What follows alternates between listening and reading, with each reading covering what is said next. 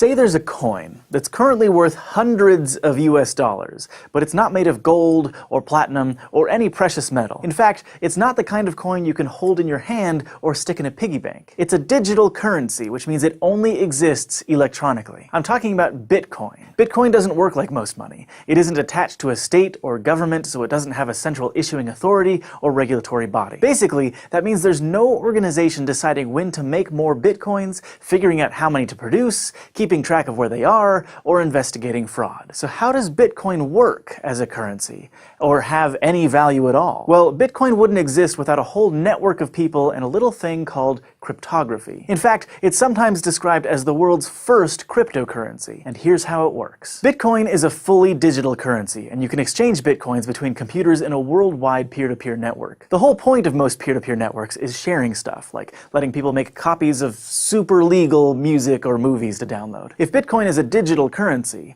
what's stopping you from making a bunch of counterfeit copies and becoming fabulously wealthy? Well, unlike an MP3 or a video file, a Bitcoin isn't a string of data that can be duplicated. A Bitcoin is actually an entry on a huge global ledger called the blockchain, for reasons we'll get to in a minute. The blockchain records every Bitcoin transaction that has ever happened, and as of late 2016, the complete ledger is about 107 gigabytes of data. So when you send someone Bitcoins, it's not like you're sending them a bunch of files. Instead, you're basically writing the exchange down on that big ledger, something like Michael sends Hank 5 Bitcoins. Now, maybe you're thinking, but wait, you said that Bitcoin doesn't have a central authority to keep track of everything. Even though the blockchain is a central record, there's no official group of people who update the ledger and keep track of everybody's money like a bank does. It's decentralized. In fact, anybody can volunteer to keep the blockchain up to date with all the new transactions, and a ton of people do. It all works because there are lots of people keeping track of the same thing to make sure all transactions are accurate. Like, imagine you're playing a game of poker with some pals, but none of you have poker chips and you left your cash at home. There's no money on the table, so a few of you get out some notebooks and start writing down who bets how much, who wins, and who loses. You don't completely trust anyone else, so everyone keeps their ledgers separately. At the end of every hand, you all compare what you've written down. That way, if someone makes a mistake, or tries to cheat and snag some extra money for themselves,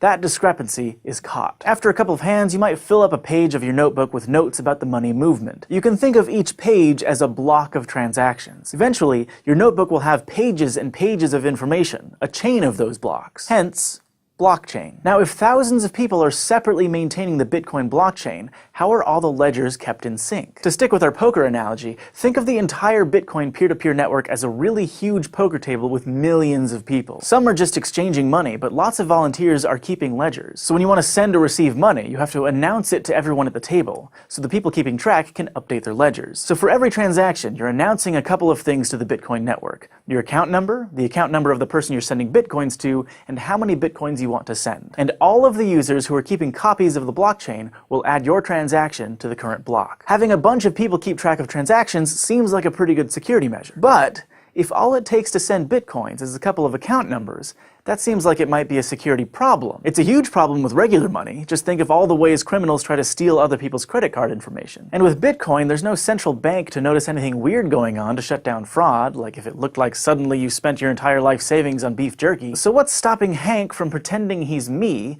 and just sending himself all of my Bitcoins? Bitcoins are kept pretty safe thanks to cryptography, which is why it's considered a cryptocurrency. Specifically, Bitcoin stays secure because of keys, which are basically chunks of information that can be used to make mathematical guarantees about messages, like, hey, this is really from me. When you create an account on the Bitcoin network, which you might have heard called a wallet, that account is linked to two unique keys: a private key and a public key. In this case, the private key can take some data and basically mark it, also known as signing it, so that other people can verify those signatures later if they want. So let's say I want to send a message to the network that says, Michael sends 3 Bitcoins to Olivia. I sign that message using my private key, which only I have access to and nobody else can replicate. Then I send that signed message out to the Bitcoin network, and everyone can use my public key to make sure my signature checks out. That way, everyone keeping track of all the Bitcoin trading knows to add my transaction to their copy of the blockchain. In other words, if the public key works, that's proof that the message was signed by my private key and is something I wanted to send. Unlike a handwritten signature or a credit card number, this proof of identity isn't something that can be faked by a scam artist. The who part of each transaction is obviously important to make sure the right people are swapping Bitcoins,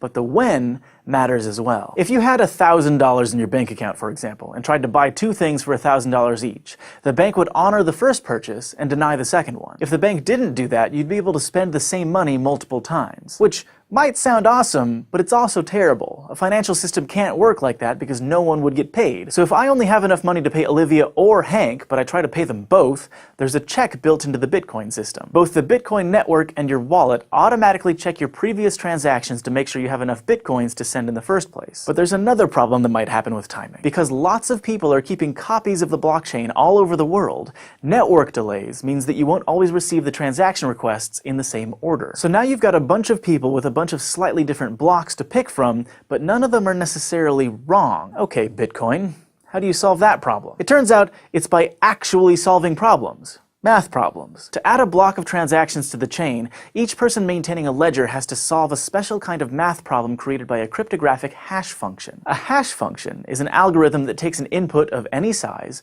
and turns it into an output with a fixed size. For example, let's say you had this string of numbers as your input, and our example hash function says to add all of the numbers together. So in this case, the output would be 10. What makes hash functions really good for cryptography is that when you're given an input, it's really easy to find the output, but it's really hard to take an output and figure out the original input. Even in this super simple example, there are lots of strings of numbers that add up to 10. The only way to figure out that the input was 1, 2, 3, 4 is to just guess until you get it right. Now the hash function that Bitcoin uses is called SHA-256, which stands for Secure Hash Algorithm 256-bit, and it was originally developed by the United States National Security Agency. Computers that were specifically designed to solve SHA-256 hash problems take, on average, about 10 minutes to guess the solution to each one. That means they're churning through billions and billions of guesses before they get it right. Whoever solves the hash first gets to add the next block of transactions to the blockchain, which then generates a new math problem that needs to be solved. If multiple people make blocks at roughly the same time, the network picks one to keep building upon, which becomes the longest and most trusted chain, and any transactions in those alternate branches of the chain get put back into a pool to be added onto later blocks. These volunteers spend thousands of dollars on special computers built to solve SHA-256 problems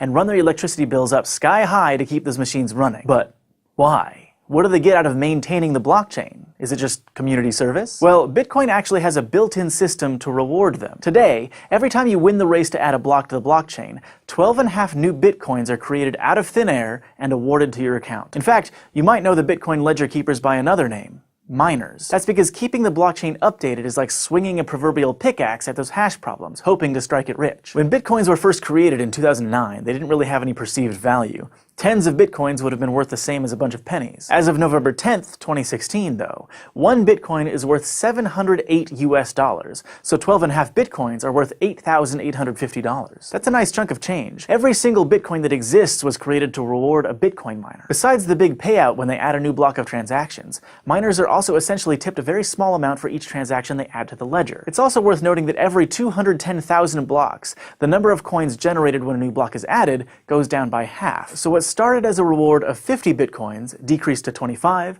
then 12.5, and it'll only be around 6 Bitcoins in a couple more years, and keep decreasing. Eventually, there will be so many transactions in a block that it'll still be worthwhile for miners to mostly be paid in tips. According to current projections, the last Bitcoin, probably around the 21 millionth coin, will be mined in the year 2140. This decreasing number of Bitcoins is actually modeled off the rate at which things like gold are dug out of the earth. And the idea is that keeping the supply of Bitcoins limited will raise their value over time. So, is investing in Bitcoin a good idea? Now that's not really a SciShow kind of question. Bitcoin is still volatile and experimental. A lot of people love it, and a lot of people think it's doomed to fail. We just think it's an interesting idea, and it makes us wonder what cryptography might do for us next. Thanks for watching this episode of SciShow, brought to you by our patrons on Patreon. If you want to help support the show, just go to patreon.com/SciShow, and don't forget to go to youtube.com/SciShow and subscribe. Quantum computers are exciting because they can carry out multiple computations at once. This won't make browsing the internet any faster, but it will, for example, let drug companies test all of the possible